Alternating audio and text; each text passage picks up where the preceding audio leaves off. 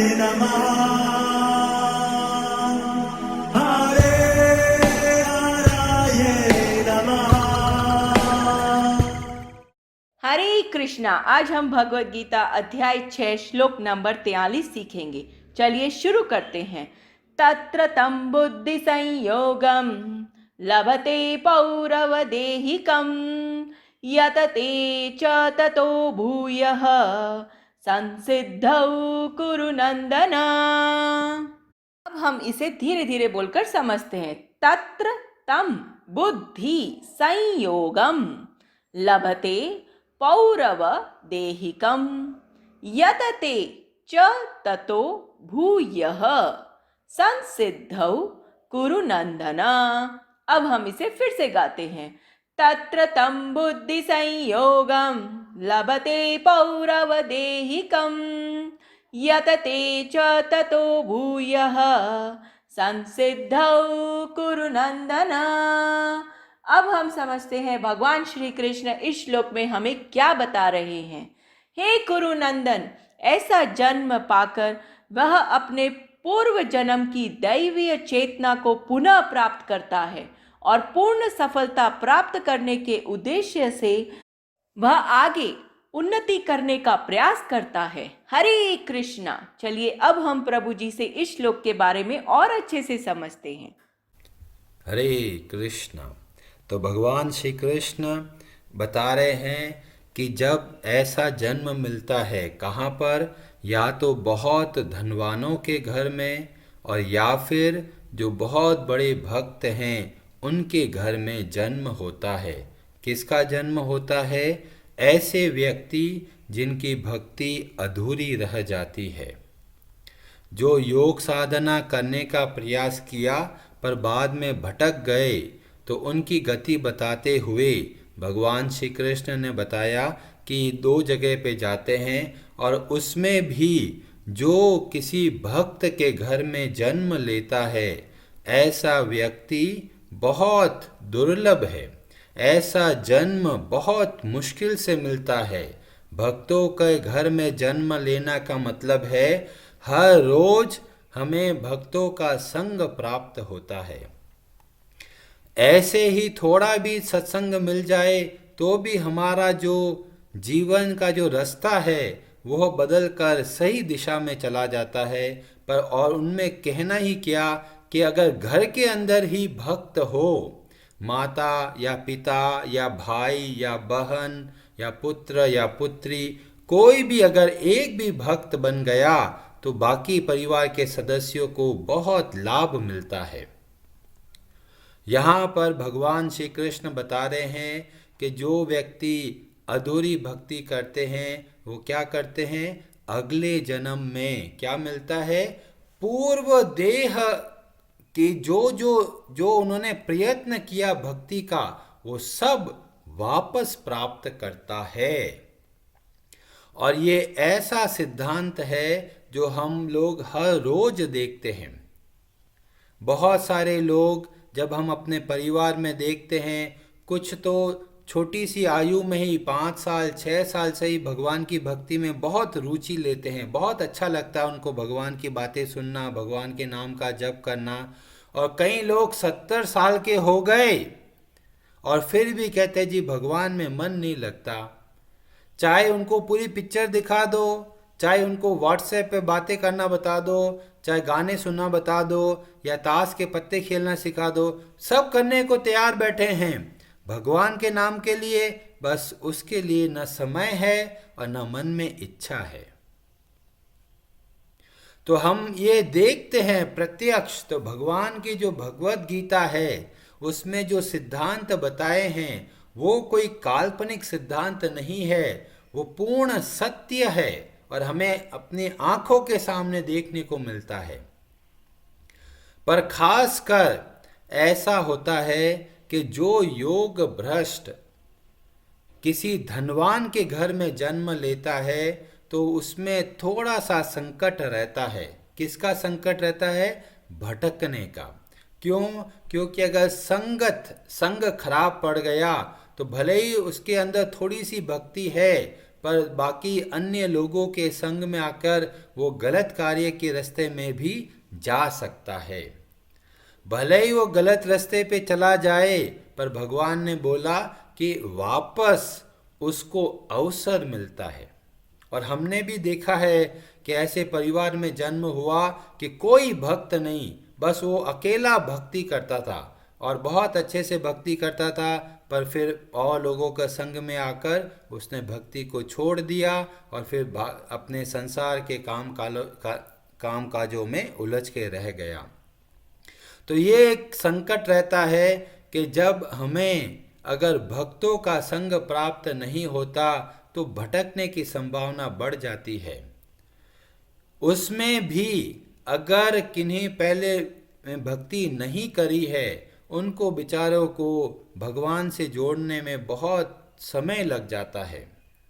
ये ऐसा ही है जैसे कोई व्यक्ति समुद्र में गिर गया, बहुत बड़ी बड़ी लहरें आ रही है, उस लहरों में वो व्यक्ति भटक रहा है, कभी इधर लहरें उधर लेके जाती है, कभी उधर लेके जाती है।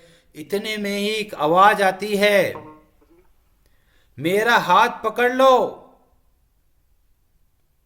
अब वो संदेह में है, हाथ पकड़ूं या क्यों पकड़ूं। उसमें से अगर कोई व्यक्ति सोचता है चलो मैं इतना कष्ट पा रहा हूं, इतना भटक रहा हूं, चलो आवाज आ रही है उसका हाथ पकड़ लेता हूं, और हाथ पकड़ लिया, और अगला जो व्यक्ति है उसने भी किसी और का हाथ पकड़ रखा है, और ऐसे करके पूरी चेन बनी हुई है एक बड़ी जहाज के पास तक, और वहां पर भगवान श्री कृष्ण विराजमान है। वो देख रहे हैं कि संसार के सागर में लोग गोता लगा रहे हैं, भटक रहे हैं, और अपने भक्तों को बोलते हैं आप जाइए, उनका सहयोग कीजिए। तो कुछ तो लोग होते हैं जो बेचारे आस लगा के बैठे होते हैं कि किसी भक्त का संग मिल जाए, जैसे ही हाथ मिला तुरंत हाथ पकड़ लिया, और इस तरह से बड़े आराम से कितनी भी लहरें आ जाए, वो हाथ अगर पकड़ के रखा है तो हम नहीं भटकेंगे। और ऐसे करते करते जो भक्त हैं वो धीमे धीमे भगवान के धाम की ओर जा पाते हैं। पर जो लोग हाथ पकड़ के छोड़ देते हैं, बेचारे वो बहुत अभागे हैं, क्योंकि उनको अवसर मिला इस संसार से बाहर निकलने का, और फिर भी वह इधर उधर उस भगवान का संग का त्याग कर कर संसार की लहरों में भटक जाते हैं। पर फिर भी भगवान आश्वासन देते हैं कि अवसर दिया जाता है। अब आप में से इतने लोग हैं, कोई कहाँ बैठा है, कोई कहाँ बैठा है। हमने कभी सोचा भी नहीं था कि हम इस तरह से भक्ति का प्रचार कर पाएंगे। हम केवल प्रार्थना करते थे, भगवान आप हमें अपनी सेवा का अवसर दीजिए। और आप सबके हृदय में भी एक थोड़ा भाव था कि भगवान हमें मार्ग बताइए, और ऐसी व्यवस्था हो गई। बड़े आराम से हर रोज सुबह आप भगवान की कथा सुन पाते हैं और हर रोज नियम से भक्ति कर पाते हैं। तो वास्तव में दो प्रमुख कार्य करते हैं, एक है भगवान के भक्तों का संग और दूसरा हमारी पहले की भक्ति। उसमें भी अगर पहले की भक्ति नहीं करी है तो कोई चिंता नहीं। सर्वप्रथम मुख्य बात है भगवान के भक्तों का संग करना, वाणी और वापु सेवा। वाणी सेवा का मतलब है जो वो सिखाते हैं उनके अनुसार चलने का प्रयत्न करना। ऐसा नहीं है कि भक्तों का संग मिल गया और फिर भी वह अपने हिसाब से चलते हैं। जब अपने हिसाब से चलते हैं इसका मतलब भक्तों के संग का लाभ नहीं लिया। भक्तों के संग का लाभ है कि जो वो बताते हैं उसके अनुसार प्रयत्न करना। और इस तरह से चेन है, मैं किसी भक्त का पांव पकड़ के बैठा हूँ, वो किसी और भक्त के पांव पकड़ के बैठे हैं, तो इस तरह से ये रास्ता सीधा भगवान के धाम को जाता है। और इसमें कोई संदेह नहीं है क्योंकि प्रभुपाद जी बहुत ही प्रामाणिक संप्रदाय से जुड़े हुए हैं और उनके बताए हुए मार्ग के अनुसार जब हम चलते हैं तो ये 100% गारंटी है कि हम बड़े आराम से इस संसार में भी रह सकते हैं और अगला जो भी जीवन है उसमें भी भक्ति बहुत अच्छे से कर सकते हैं। तो महत्वपूर्ण बात है कि हमें भक्तों का संग में रहना है। अगर भक्तों के संग में नहीं रहते तो भटकने के बहुत चांसेस है, बहुत संभावना है कि व्यक्ति भटक सकता है और बहुत सारे उदाहरण हमें देखने को मिलता है। यहाँ पर एक दो शब्द बहुत महत्वपूर्ण है, संयोगम। संयोगम का मतलब हो गया, एक तो हो गया योग, जुड़ना, और संयोग का मतलब फिर से जुड़ना। तो जो भी ऐसे जगह पर जन्म लेते हैं भगवान के भक्तों के घर में, या जिन्होंने पहले भक्ति करी है, उनको अवसर मिलता है वापस भक्ति करने का। और जैसे ही वो जुड़ते हैं, इसका मतलब ये नहीं है कि सिद्ध हो जाएंगे। यहाँ पर भगवान बोलते हैं और प्रयास करते हैं, जितना कर लिया है उतना उससे आगे और करते हैं।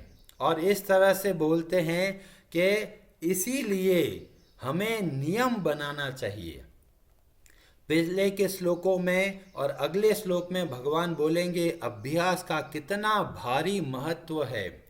आप जो ये नियम बनाते हो कि मैं 1 माला करूँगा, 1 माला करूँगी, 4 माला, 8 माला, ये जो नियम बना रहे हैं यह वास्तव में अभ्यास का हिस्सा है। और जो आपने नियम बनाया और सावधानी पूर्वक निभाया, यह आपके सबसे ज़्यादा काम आएगा। और जब सबसे ज़्यादा भयंकर संकट होगा तो ये भगवान का नाम ही हमारा सर्वप्रथम सहारा होगा। जो व्यक्ति बहुत बीमार हो जाते हैं, आईसीयू में एडमिट हो जाते हैं, पैसा पूरा है, परिवार के सब लोग साथ में हैं, डॉक्टर की दवाइयाँ भी पास में है, पर फिर भी जो व्यक्ति आईसीयू के बेड पे पड़ा है उसको कष्ट स्वयं झेलना पड़ेगा। ये सारा दे सकते हैं थोड़ा सा, और सबसे बड़ा सहारा मिलता है भगवान के नाम का। तो ये सबसे बड़ा जो सहारा है, आश्रय है, उसके लिए आप अवश्य समय दीजिए।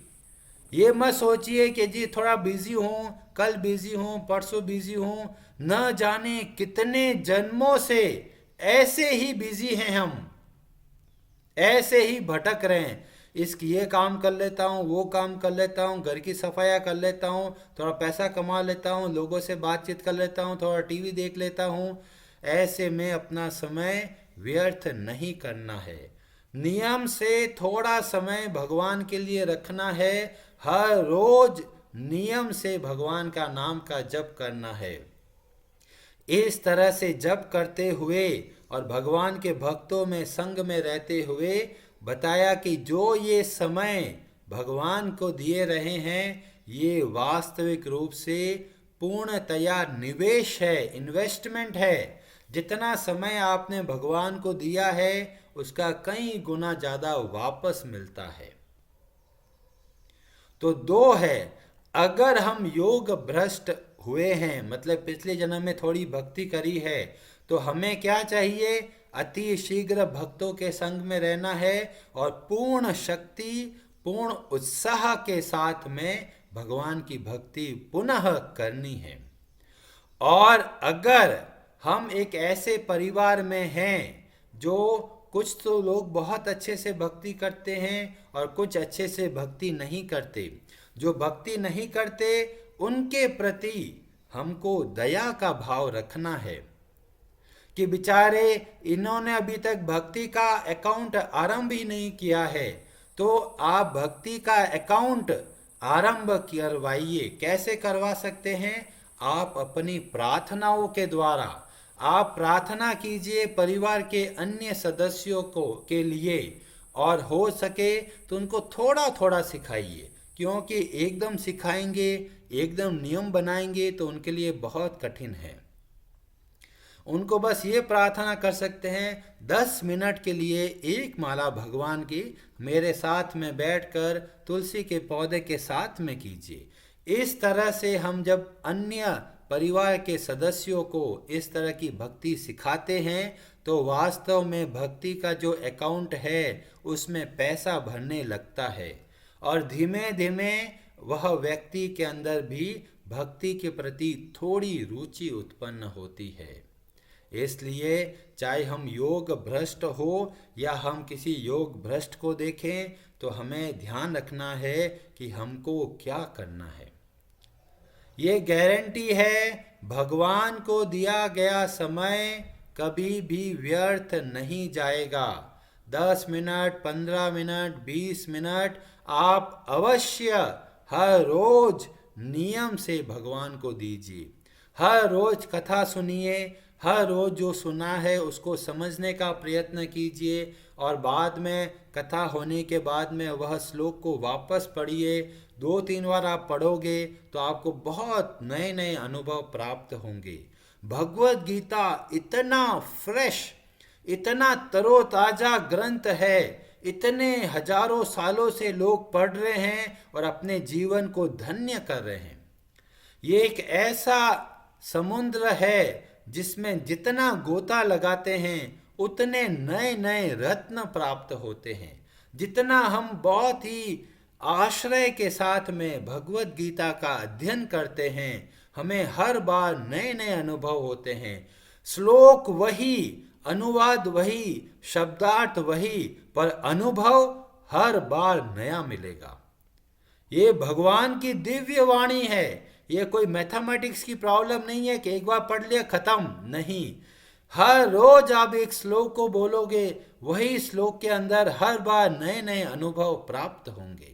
इसलिए जो भी भगवत गीता को ध्यान से समझने का प्रयत्न करता है वो वास्तव में भगवान की कृपा से और भगवान के भक्तों की कृपा से अपने जीवन का लक्ष्य समझ पाता है और उसमें और आगे बढ़ पाता है। प्रभुपाद जी तात्पर्य में बताते हैं भरत महाराज के बारे में। श्रीमद् भागवतम में कथा आती है, महाराज भरत जिनकी वजह से हमारा जो देश, हमारा जो वर्ष भारतवर्ष कहलाया। ये कौन है भरत महाराज? ये भगवान राम के भाई नहीं है, ये है ऋषभ देव के पुत्र और बहुत बड़ा साम्राज्य स्थापित किया और फिर बाद में अपने समझ में आया कि मेरा अगला लक्ष्य क्या है, भगवान की सेवा करना, और सही समय पर रिटायरमेंट लेकर और भगवान की भक्ति के लिए चले गए जंगल में और बहुत अच्छे से भक्ति कर रहे थे। भक्ति करते करते एक हिरण में उनका मन लग गया, क्योंकि हिरण का बच्चा अकेला होता है जंगल में, उसका ध्यान रखने वाला कोई नहीं है। तो महाराज भरत उस हिरण का ध्यान करते करते भगवान की भक्ति छोड़ देते हैं और इतना उस हिरण के बारे में सोचते हैं कि अगला जन्म उनको एक हिरण का मिलता है। अब हिरण का जन्म मिल गया पर बहुत पश्चाताप करते हैं, इतने अच्छे से भक्ति कर रहा था, एक हिरण के अंदर मन को लगा दिया और अब मैं हिरण बन के बैठा हूं, तो क्या करूं? अब वह गलती नहीं करूंगा। और हिरण बन के भी बहुत ही सावधानी पूर्वक भगवान का स्मरण करते रहते हैं और पुनः अगला जन्म मिलता है एक ब्राह्मण के घर में और वहां पर बहुत सावधान होते हैं, इस बार कोई गलती नहीं करनी है, पूर्ण रूप से भगवान की भक्ति करनी है। और वो तीसरे जन्म में जड़ भरत बन के आते हैं और फिर अपना जीवन को सार्थक बनाते हैं। तो कहने का मतलब है बहुत लंबा रास्ता है, पर हमें अभ्यास के द्वारा, दृढ़ निश्चय के द्वारा आगे बढ़ना है। जितना हम सावधानी पूर्वक भगवान के नाम का जप करते हैं उतना हमारी तीव्रता बढ़ती है। तो आप सबसे निवेदन है कि आप भगवान के नाम का जप करें, तो केवल नियम के हिसाब से नहीं करें, नियम के साथ में ये भी सोचे कि हमारा एक आश्रय है, हे भगवान आपका ये नाम, चाहे जीवन में कितना भी बड़ा दुख आ जाए, हमारे लिए सबसे बड़ा आश्रय है हरे कृष्ण कृष्ण कृष्ण हरे हरे, हरे राम राम राम हरे हरे। शब्द वही होते हैं पर भाव में बहुत बदलाव आता है। द्रौपदी पहले ही बोलती है श्री कृष्ण गोविंद हरे मुरारे, हे नाथ नारायण वासुदेव। वो बोल तो रही है पर भाव अलग है। जब पूर्ण आश्रय के साथ में वही नाम जब वापस लेती है, भगवान एक क्षण का भी विलंब नहीं करते। तो हमें भी पूर्ण आश्रय के साथ में भगवान के नाम का जप करना है। हरे कृष्णा जी, आप सबका बहुत बहुत धन्यवाद। Hare Hare Namaha